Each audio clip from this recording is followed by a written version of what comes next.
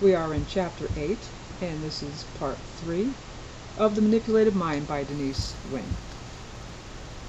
Dr. Margaret Sanger, a professor in the Department of Psychiatry of the University of California at Berkeley and a professor in the Department of Psychology at the University of San Francisco, gave evidence about the conversion techniques used by Moonies at the London trial. Dr. Sanger worked as a research psychologist for the U.S. Army at the Walter Reed Army Institute of Research in Washington, D.C. from 1952 to 1958. She worked with Edgar Schein at Walter Reed and herself conducted a 5-year follow-up of 3,000 returned POWs from Korea. She told the court that she had personally interviewed more than 500 ex-cultists in America, about half of whom had been Moonies, and gave her opinion that the word brainwashing was as good a word as any to describe the mind control techniques which, in her judgment, were practiced by the Moonies and other cults down the ages. All had a basic pattern. Refinements were made by individual cults to suit their particular needs. She said in court, "There is no doubt in my mind that of the many cults practicing forms of brainwashing, the Moonies, to a probably greater degree than any other cult, rely upon all the essential features found in the indoctrination techniques that constitute brainwashing. The three basic techniques were the stripping process, the identification process, and the final stage of rebirth. The cult," she said, "used the stripping process to assault the identity of the new recruit, establish an atmosphere of outward peace and quiet, encourage the process of self-betrayal, and lead to the breaking point where the recruit would renounce all his own life, including his family and personal goals, and embrace the cult and its teachings. By means of the identification process, the cult suppressed and punished past identities and rewarded and controlled the new emerging identity. The final stage was the death of the old self and rebirth as a Moonie." She could see at work in the Moonie process, she said, the three major elements of brainwashing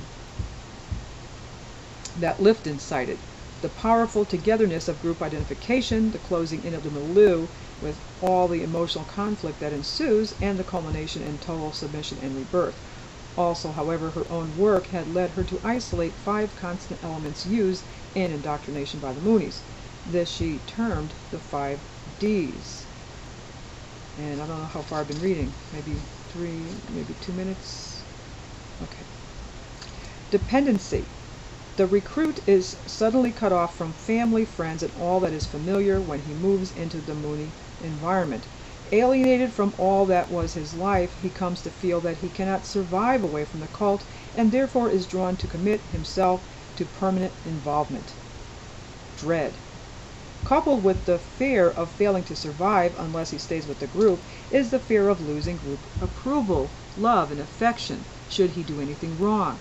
Total alienation would then ensue. Debilitation. Members are kept so busy that they have no time to think about what they are doing and what they are being told. Weakness is caused by the long hours of work or lectures, little sleep, and poor diet. Deception. Recruits are given a false picture of the cult when they are solicited on the streets. The cult may be described simply as a communal, loving group. Sanger says she was told by some former cult leaders that they were instructed by senior Moonies to say whatever they thought would appeal to the new recruit most. So if the recruit was carrying a guitar, it might be presumed he was interested in music and might be attracted by the idea of going along to a group of friendly people who all played and enjoyed music too. Fundraising was also achieved on the basis of deception. I can never say these words. Desensitization. Moonies become programmed to feel nothing of the horror they might normally feel for acts they are required to do. Sanger gives the example of their obtaining money by deception from people with little means and the grief inflicted on families by a child's involvement with the cult. Sanger isolated certain practices of the Moonies which served to achieve their ends. Recruits, for instance, were encouraged to think of the Moonies as their new family, and to reject their old one, because the old family was a tool of Satan. Moonies had all aspects of their sexuality controlled so that they would not develop a loyalty to a particular boy or girl, which might adversely affect loyalty to Moon. Extremely strong emphasis was placed on sharing, long sessions during which people were encouraged to talk about past hang-ups while in the supportive environment of their group, and to exaggerate the significance of such feelings and the behavior they promoted. Soul-bearing brought approval. Refusal to participate brought disapproval from the group. Moonies were cut off from all outside information as put across in newspapers and on the radio and TV. They developed an in-language of their own and were implanted with trigger thoughts or phrases such as, when fundraising, bring in the money, bring in the people. They were also implanted with the idea that anything negative they experienced was because of the evil still in them. Thus no blame could ever be attached to the Mooney cult itself. Even when the poor diet induced gastrointestinal upsets about which members complained, they were told that the illness was a manifestation of the evil within them coming out. Nice. New members were encouraged to spy on one another and report any backsliding or doubts to the older members.